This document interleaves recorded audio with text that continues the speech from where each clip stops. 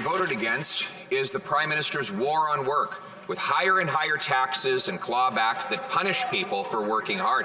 In fact, a worker can lose as much as 88 cents on the next dollar he or she earns. There's no common sense in that, Mr. Speaker. Why would people work more to just give it over to this Prime Minister? Will the Prime Minister reverse his anti-work taxes, give Canadians a break so that hard work pays off and Canadians can bring home powerful paychecks? The Right Honourable Prime Minister. Mr. Speaker, from the moment we first got elected in 2015, we put success for the middle class in this country at the heart of everything we do, which is why we delivered a Canada Child benefit that lifted hundreds of thousands of kids out of poverty, why we've invested in clean energy and new jobs that have helped Canadians from coast to coast to coast. We've also delivered a Canada Workers benefit that the Conservatives voted against that is supporting low-income workers and continuing to be more generous. We move forward on supports for dental and rental for low-income Canadians. The Conservatives directly voted against. We will continue to be there for all Canadians, including workers. The Honourable Leader of the Opposition. The worst part of his inflationary policies are in the price of housing. We see now Vancouver's the third worst housing bubble in the world. Toronto is the 10th. They're worse than Manhattan, than Singapore, than London, England, and countless other places. And the average required down payment, rent, and mortgage payment have doubled under this Prime Minister. His inflationary policies have made life worse, and his gatekeeping friends prevent housing construction. Will he announce in tomorrow's budget serious penalties for those gatekeepers that drive up housing prices so that hardworking Canadians can bring homes they can afford? Thank you. The Liberals secretly negotiated a deal to shut down the entire Canada-US border with an invisible wall. This will only drive persecuted asylum seekers on a more dangerous pathway. Sadhu Mohammed, a LGBTQ man, nearly died crossing irregularly to Canada in the dead of winter.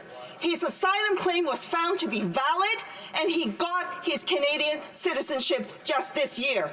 If this policy applied then, he would have been sent back to Ghana to face discrimination and violence for being who he is.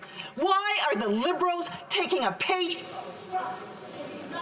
The Honourable Parliamentary Secretary to the Minister of Immigration. Mr. Speaker, I want to say thanks to the member for questions, but I also want to reiterate an announcement that we made Friday, actually, that we finally have updated the Safe Third Country Agreement. So the agreement now applies to the entire Canada-US border, Mr. Speaker, and on top of that, we will be welcoming 15,000 people from Americas to promote safe and orderly migration. Mr. Speaker, this is a major victory for Canada.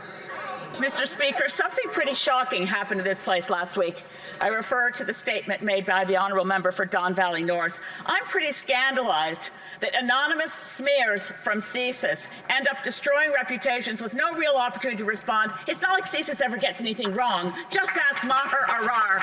What the heck is going on here? And will an inquiry find out who in CSIS thinks it's okay to leak to the media? It's wrong.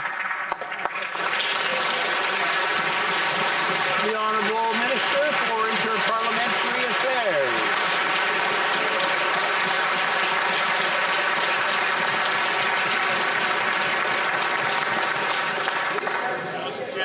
Mr. Speaker, we have said from the beginning that our government takes these issues of foreign interference very seriously. And Mr. Speaker,